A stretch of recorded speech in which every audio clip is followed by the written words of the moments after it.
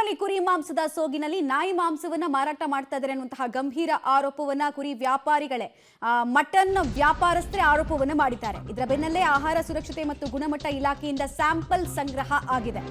ಯಾವ ಮಾಂಸ ಅಂತ ಪತ್ತೆ ಹಚ್ಚೋದಕ್ಕೆ ಹೈದರಾಬಾದ್ಗೆ ಅದನ್ನ ರವಾನಿಸಲಾಗಿದೆ. ಸ್ಯಾಂಪಲ್ ರಿಪೋರ್ಟ್ಗಾಗಿ ಪೊಲೀಸರು ಕೂಡ ಕಾಯ್ತಾ ಇದ್ದಾರೆ. ಫುಡ್ ಸೇಫ್ಟಿ ಡಿಪಾರ್ಟ್ಮೆಂಟ್ ಕೂಡ ಕಾಯ್ತಾ ಇದೆ.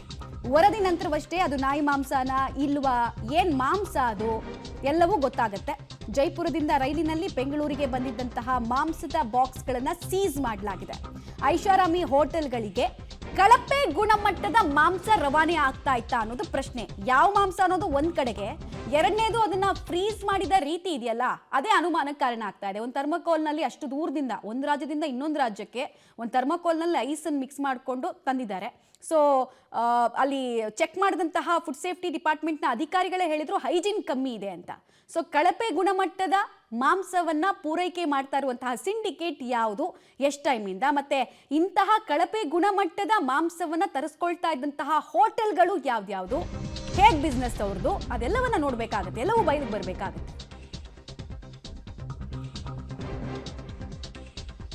ನೋಡಿ, ನಮ್ದು ಇದೇ ಪ್ರಶ್ನೆ ಇದ್ದಿದ್ದು. 5-6 ದಿನ ಮಾಂಸ ಕೆಡದಂತೆ ರಾಸಾಯನಿಕವನ್ನ ಬಳಕೆ ಮಾಡಿರೋ ಸಾಧ್ಯತೆ ಇದೆ. ಇನ್ಫ್ಯಾಕ್ಟ್ ವಿಷಕಾರಿ ಫಾರ್ಮಲಿಡಿಹೈಡ್ ರಾಸಾಯನಿಕವನ್ನ ಇಲ್ಲಿ ಯೂಸ್ ಮಾಡಲಾಗಿದೆ. ಈ ರಾಸಾಯನಿಕ ಸೇವನೆಯಿಂದ ವಾಂತಿ, ಅತಿಸಾರದಂತಹ ಮೇಜರ್ ಸೈಡ್ ಎಫೆಕ್ಟ್ಸ್ ಕೂಡ ಆಗುತ್ತೆ ಅಂತ ಹೇಳಲಾಗ್ತಾ ಇದೆ.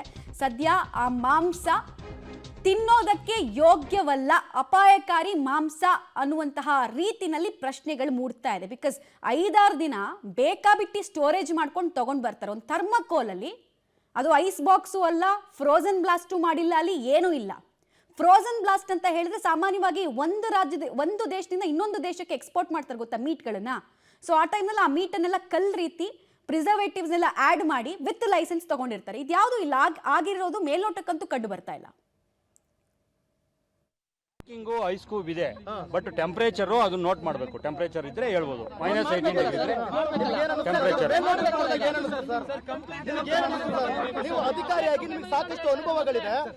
ಸ್ವಲ್ಪ ಹೈಜಿನಿಕ್ ಕಮ್ಮಿ ಇದೆ. ಸೀಸ್ ಮಾಡಬೇಕಾದ್ರೆ, ಟೋಟಲ್ ಪ್ರಾಡಕ್ಟ್ ಸೀಸ್ ಮಾಡಬೇಕಾದ್ರೆ ಅದನ್ನ ನಮ್ಮ ಫ್ರೀಜರ್ ಅಲ್ಲಿ ಇಡಬೇಕು. ಅರ್ಥ ಮಾಡ್ಕೊಳ್ಳಿ, ಇದು ಪೆರಿಷಬಲ್ ಮ್ಯಾಟ್ರು, ಇದು ಬೇಗ ಕೆಟ್ಟೋಗ್ತದೆ. ಅರ್ಥ ಮಾಡ್ಕೊಳ್ಳಿ. ಇದನ್ನ ಲ್ಯಾಬ್ ಕಳಿಸ್ಕೊಡ್ತೀವಿ. ಕಳಿಸ್ಕೊಟ್ಟು 14 ದಿವಸಕ್ಕೆ ರಿಸಲ್ಟ್ ಬರ್ತದೆ. ರಿಸಲ್ಟ್ ಬಂದ್ಮೇಲೆ ಈಗ ಅವ್ರ ಕಡೆಯಿಂದ ಎಲ್ಲಾ ಡಾಕ್ಯುಮೆಂಟ್ ತಗೊಳ್ತೀವಿ, ಸಿಗ್ನೇಚರು, ಅವ್ರ ಅಡ್ರೆಸ್ ಪ್ರೂಫ್ ಎಲ್ಲ.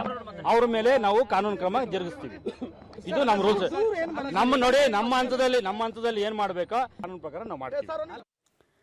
ಡೀಟೇಲ್ಸ್ ಕೊಡ್ತಾರೆ, ನೇರ ಸಂಪರ್ಕದಲ್ಲಿ ಜಾಯ್ನ್ ಆಗ್ತಾರೆ ಲೋಕೇಶ್. ನಾಯಿ ಮಾಂಸನ ಕುರಿ ಮಾಂಸನ ಅನ್ನೋದು ಡಿಸೈಡ್ ಆಗೋಕೆ ಇನ್ನು 14 ದಿನ ಬೇಕು, ಸರಿ, ಒಪ್ಕೊಳ್ಳೋಣ. ಬಟ್ ಕಳಪೆ ಗುಣಮಟ್ಟದ ಆಹಾರ ಸರಬರಾಜು ಅಥವಾ ಮೀಟ್ ಸರಬರಾಜು ಆಗ್ತಾ ಇತ್ತು ಅನ್ನೋದು ಮೇಲ್ನೋಟಕ್ಕಂತೂ ಕೆಲವು ವಸ್ತುಗಳನ್ನ ನೋಡ್ತಾ ಇದ್ರೇನೆ ಅಲ್ಲಿ ಗೊತ್ತಾಗ್ತಾ ಇದೆ. ಇಷ್ಟು ದಿನ ರೇಡ್ ಯಾಕಾಗಿರ್ಲಿಲ್ಲ ಅನ್ನೋದು ಪ್ರಶ್ನೆ. ಎರಡನೇದು, ಪ್ರತಿಷ್ಠಿತ ಹೋಟೆಲ್ಗಳಿಗೆ ಈ ಮಾಂಸ ಸರಬರಾಜು ಆಗ್ತಾ ಇತ್ತು ಅಂತ ಸಪ್ಲೈ ಮಾಡ್ತಾ ಇದ್ದವರು ಒಪ್ಕೊಳ್ತಾ ಇದ್ದಾರೆ. ಸೊ ಅದು ಯಾವ್ಯಾವ ಹೋಟೆಲ್ ಅಂತ ಈಗ ಆಲ್ರೆಡಿ ಅಧಿಕಾರಿಗಳಿಗೆ ಲಿಸ್ಟ್ ಸಿಕ್ಕಿದೆಯಾ, ಅಲ್ಲಿ ಅವ್ರಿಗೆ ನೋಟಿಸ್ ಕೊಡುವಂತಹ ಕೆಲಸ ಆಗ್ತಾ ಇದೆಯಾ, ಮತ್ತು ಇಲ್ಲಿ ಸಪ್ಲೈ ಮಾಡ್ತಾ ಇದ್ದವರಿಂದ ಏನೇನು ಲೈಸೆನ್ಸ್ ಇದೆ ಅಂತ ಹುಡುಕೋ ಕೆಲಸ ಆಗಿದೆಯಾ, ಏನೇನು ಡೀಟೇಲ್ಸ್ ಇದೆ? ಮಮತಾ, ಈಗ ಯಾವ್ಯಾವ ಹೋಟೆಲ್ಗಳಿಗೆ ಸಪ್ಲೈ ಆಗ್ತಿತ್ತು ಅಂತೇಳಿ ಆಹಾರ ಅಧಿಕಾರಿಗಳು ಈಗ ಪತ್ತೆ ಮಾಡಲಿಕ್ಕೆ ಮುಂದಾಗ್ತಾ ಹೋಗ್ತಾ ಇದ್ದಾರೆ. ಜೊತೆಗೆ ಜೈಪುರದಿಂದ ಬೆಂಗಳೂರಿಗೆ ತರಲಿಕ್ಕೆ ಕೂಡ ಅವ್ರ ಹತ್ರ ಎಲ್ಲ ರೀತಿಯಾದಂಥ ಲೈಸೆನ್ಸ್ ಇತ್ತಾ ಇಲ್ವಾ ಅಂತೇಳಿ ಡಾಕ್ಯುಮೆಂಟ್ ವೆರಿಫಿಕೇಷನ್ ಅನ್ನ ಈಗ ಯಾರು ತಗೊಂಡು ಬಂದ್ರು ಅವರಿಂದ ಮಾಹಿತಿ ತೆಗೆದುಕೊಳ್ಳೋದಕ್ಕೆ ಈಗ ಮುಂದಾಗ್ತಾ ಇದ್ದಾರೆ. ಆಹಾರ ಸುರಕ್ಷತಾ ಇಲಾಖೆಯ ಜೊತೆ ಈಗ ವಿಚಾರಣೆಯನ್ನ ಅಬ್ದುಲ್ ರಜಾಕ್ ಅವರು ಎದುರಿಸ್ತಾ ಇರುವಂಥದ್ದು. ಆಯುಕ್ತರಂತ ಶ್ರೀನಿವಾಸ್ ಅವರು ಅವರಿಂದ ಎಲ್ಲ ದಾಖಲಾತಿಗಳನ್ನು ಕಲೆಕ್ಟ್ ಮಾಡ್ಕೊಳ್ತಾ ಇದ್ದಾರೆ.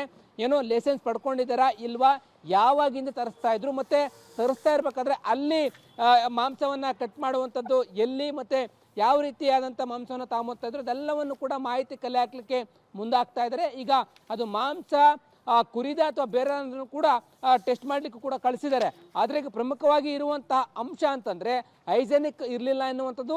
ಜೊತೆಗೆ ಇಲ್ಲಿ ರಾಸಾಯನಿಕವನ್ನು ಬಳಸಿ ಮಾಂಸ ಕೆಡದಂತೆ ತಗೊಳ್ಳಿ ಬರ್ತಾ ಇದ್ರು 3-4 ದಿನಗಳ ಕಾಲ ಅಂತ ಹೇಳ್ತಾ ಇದ್ದಾರೆ. ಅದು ಎಷ್ಟು ಶುಚಿತ್ವ ಹೊಂದಿತ್ತು, ಸುರಕ್ಷತೆ ಇತ್ತು ಅನ್ನೋದ್ರ ಬಗ್ಗೆ ಈಗ ಪ್ರಶ್ನೆ ಮೂಡ್ತಾ ಹೋಗ್ತಾ ಇದೆ. ಬೆಂಗಳೂರಿನ ಹೋಟೆಲ್ಗಳಿಗೂ ಕೂಡ ಈಗ ಮಾಹಿತಿ ಕಲೆ ಹಾಕಲಿಕ್ಕೆ ಆಹಾರ ಸುರಕ್ಷತಾ ಮತ್ತು ಗುಣಮಟ್ಟ ಇಲಾಖೆಯವರು ಮುಂದಾಗ್ತಾ ಇರುವಂಥದ್ದು.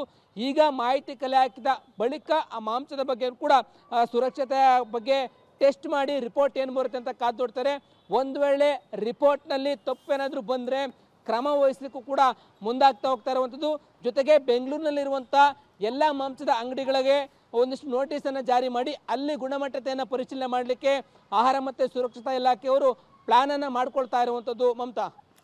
ಆಲ್ ರೈಟ್, ಧನ್ಯವಾದ ಲೋಕೇಶ್, ತಮ್ಮ ಮಾಹಿತಿಗಾಗಿ.